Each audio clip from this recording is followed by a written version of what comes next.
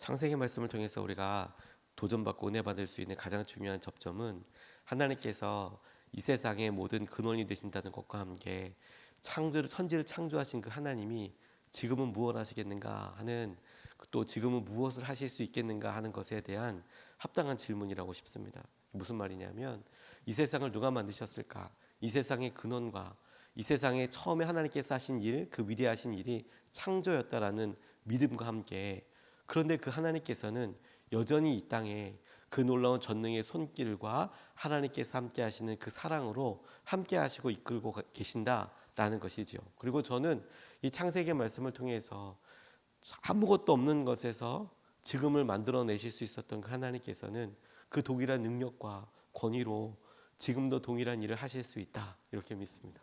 무에서 유를 창조하신 하나님께서는 지금도 여전히 동일한 하나님이시고, 그 하나님의 손 안에, 능력 안에 우리가 볼 수 없고 알 수 없는 모든 일들을 넘어서는 하나님의 위대하신 개입과 창조가 있다라고 믿습니다. 그런 놀라운 은혜를 통해서 하나님께서 이 창세기를 우리에게 보여주시고 읽게 해주시는 것이라고 믿습니다. 지난주에 우리가 1장에서부터 10장까지 말씀을 읽었는데, 그 사이에 창세기는 여러 우리의 모습을 소개하고 있습니다.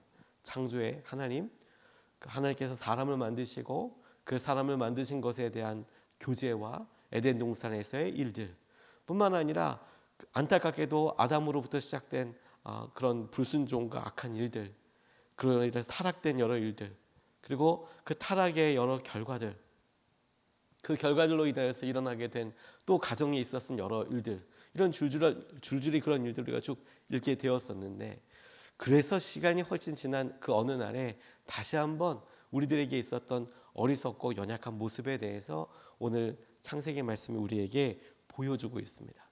이 말씀은 하나님께서 우리에게 이런 처음에 있었던 여러 일들을 통해서 거울과도 같이 우리에게 있는 연약함을 자연스럽게 발견하게 하시고 드러나게 하시는 일이라고 싶습니다.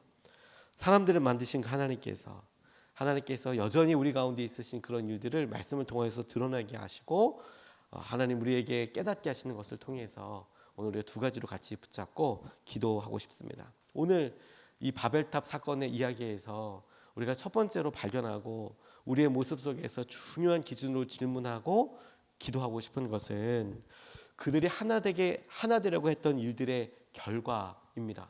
여기서 그들이라고 이야기하는 것은 바벨탑을 짓고 있는 사람들, 그런데 바벨탑을 짓고 있는 사람들이 하려고 했던 일에 대한 결과, 그 원인이 무엇이었는가, 원인과 결과가 무엇이었는가, 그것에 대해서 이 말씀이 이렇게 우리에게 비춰주고 있다고 싶어요.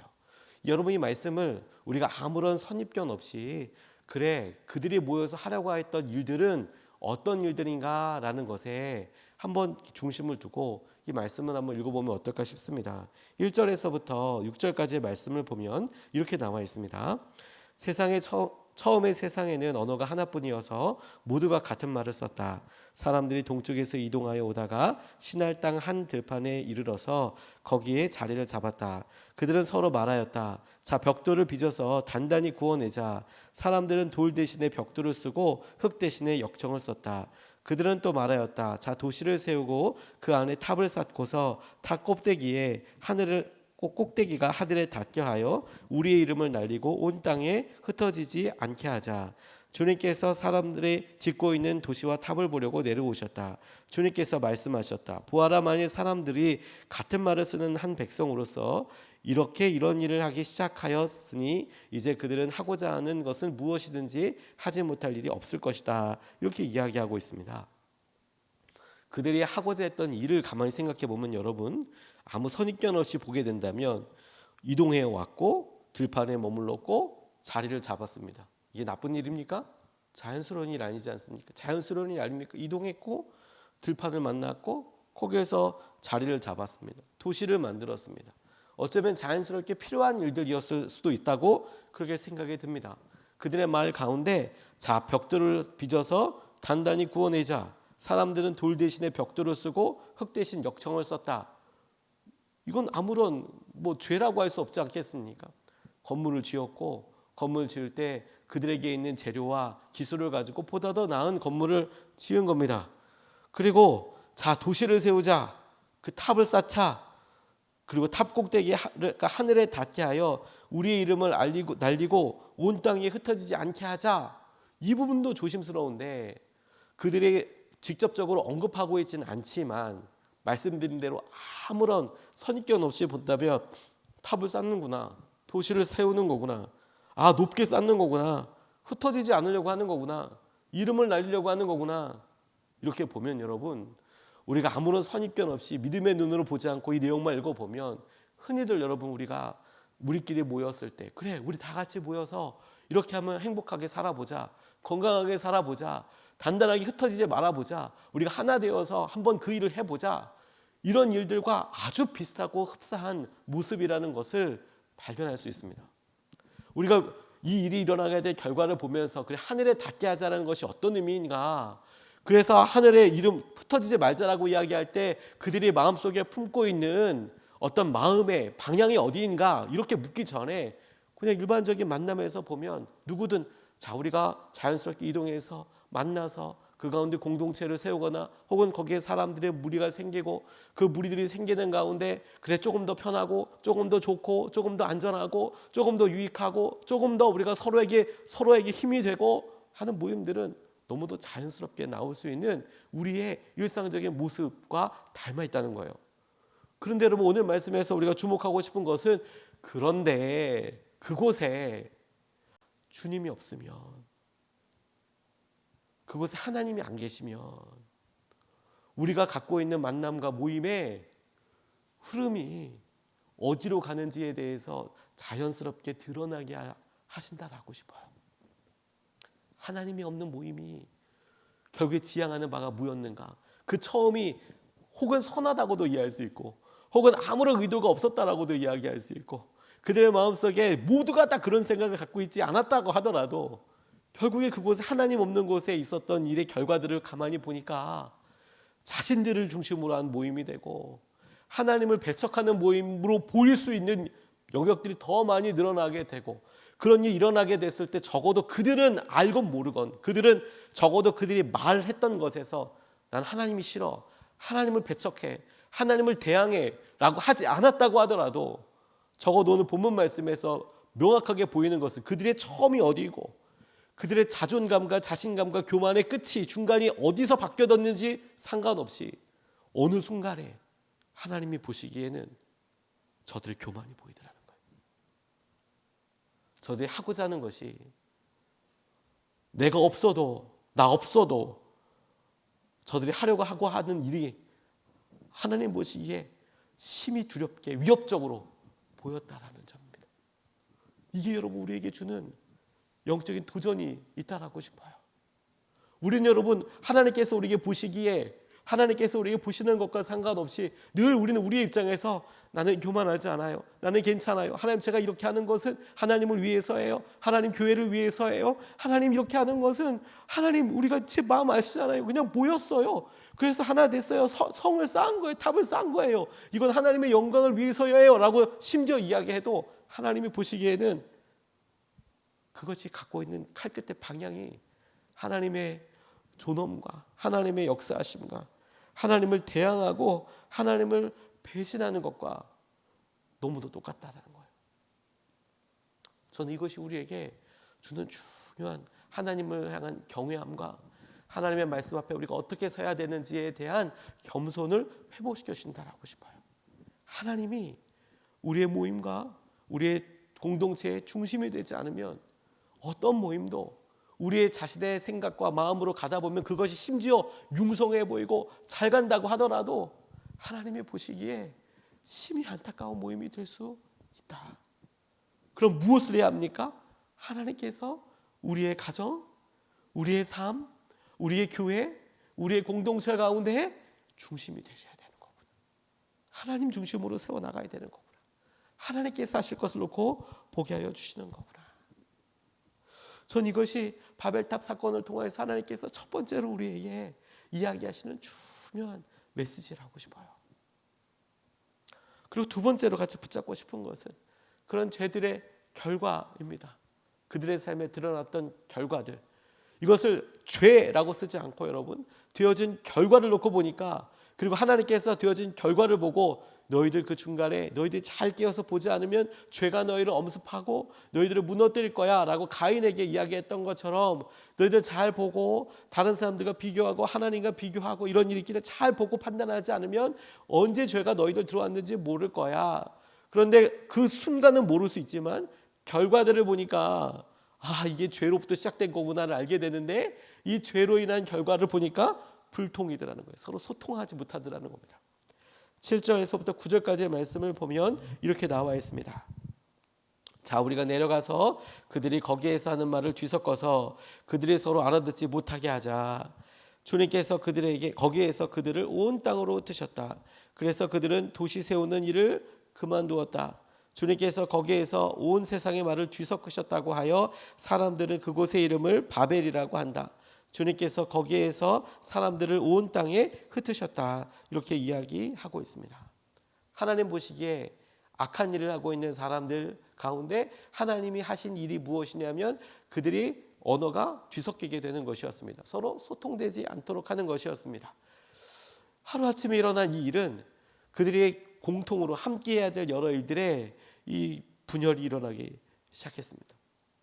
서로 소통하지 못하게 됐어요. 말이 통하지 않게 되니까 그들이 했던 여러 일들에 대해서 더 이상 진척시킬 수가 없었습니다. 뭐 상상해 볼 수 있겠죠. 거기 가서 망치 좀 가져와. 그랬더니 갑자기 밥주걱을 갖고 온다든지 갑자기 밥을 싸갖고 온다든지 아니 망치 갖고 오라는데 왜 밥주걱을 갖고 오는 거냐. 근데 들리는 사람은 밥주걱 갖고 오라면서. 혹은 한쪽에서 내가 당신 이렇게 해서 사랑해서 그래 라고 얘기하면 한쪽에서는 내가 너무 힘들어. 이렇게 자기를 비판하는 것처럼 보일 수 있고 말이 섞이고 나니까 서로 소통하지 못하고 어려운 일들이 있게 되더라. 그런데 그런 결과가 일어나는 것에 대해서 하나님께서 왜 그렇게 하셨는가를 보니까 저들 가운데 있었던 교만함과 저들 가운데 있었던 죄에 대한 결과를 그런 모습들을 하나님께서 해결하시기 위하여 교만하지 않게 하기 위하여 그래서 그들의 말을 섞으셨다. 그래서 이렇게 이야기할 수 있는 거죠. 그 죄 때문이구나. 죄에 대한 결과 때문이구나. 그렇구나. 근데 거꾸로 여러분 이런 사실을 우리가 마음으로 받아들이게 되면 어떻게 해결하고 어떻게 기도해야 되는지도 자연스럽게 알게 된다고 싶어요. 그게 뭐냐? 이런 결과가 이렇다면 그러면 거꾸로 어떻게 하면 우리가 진정으로 서로 소통하고 진정으로 하나 되고 진정으로 하나님께서 하신 일들을 보게 될까라는 것에 대해서 보게 되면 우리가 죄가 없고 성령께서 오셔야 가능한 일이구나. 실제로 여러분 이 바벨론에서 있었던 이 일이 사도행전에서 거꾸로 일어나게 됩니다. 예수 그리스도의 죽으심과 부활을 보았던 사람들이 예수님께서 말씀하셨던 대로 그들이 머물러서 기도하게 될 때 그들이 기도했던 곳에 오순절이 되어서 성령께서 강력하게 임하시는 것을 경험하게 되었는데 이건 역사적으로 처음 있었던 일이었습니다. 무슨 말이냐? 그전에는 한 사람 한 사람씩 이렇게 왔는데 하나님께서 그곳에 기도하고 있었던 120명의 사람들에게 한꺼번에 각각 임하셔서 성령의 기름 부으심과 은혜로 그들이 말을 하기 시작했는데 이것이 충격적이었던 것은 그들이 서로 각자 말을 다른 말로 하기 시작했을 때 그 모습을 보고 있던 사람들이 처음에는 저들이 술 취한 거 아니야? 왜 갑자기 저렇게 이상한 말들을 하는 거야? 왜? 그들이 지금 있는 곳은 예루살렘이고 유대 땅이고 지중해로 치면 이쪽 끄트머리에 있는 변방이었는데 그들이 하고 있는 말 보니까 처음에는 잘 못 알아들었다가 각각 그 지방에서 왔던 사람들이 보니 아니 유대 땅에 있었던 사람들 유대 땅에서 작은 예루살렘에 있던 사람들이 어떻게 저 길리기아나 혹은 저 유럽 쪽에 있는 말을 하며 그 말을 우리가 어떻게 알아들을 수 있지? 이것에 대한 놀라움이 있었던 거예요. 처음엔 술 취해서 저러나 보다 라고 이야기하다가 그 말을 알아듣는 사람들이 와서 보니 저들이 지금 우리말로 이야기하고 있다는 것에 대해서 깨닫게 되고 알게 되었다라는 것이죠. 이것이 놀라운 사건이 되어 하나님께서 초대교회에 성령의 놀라운 은혜와 마음을 부으시고 일으키신 통로가 되었던 것을 우리가 알게 됩니다.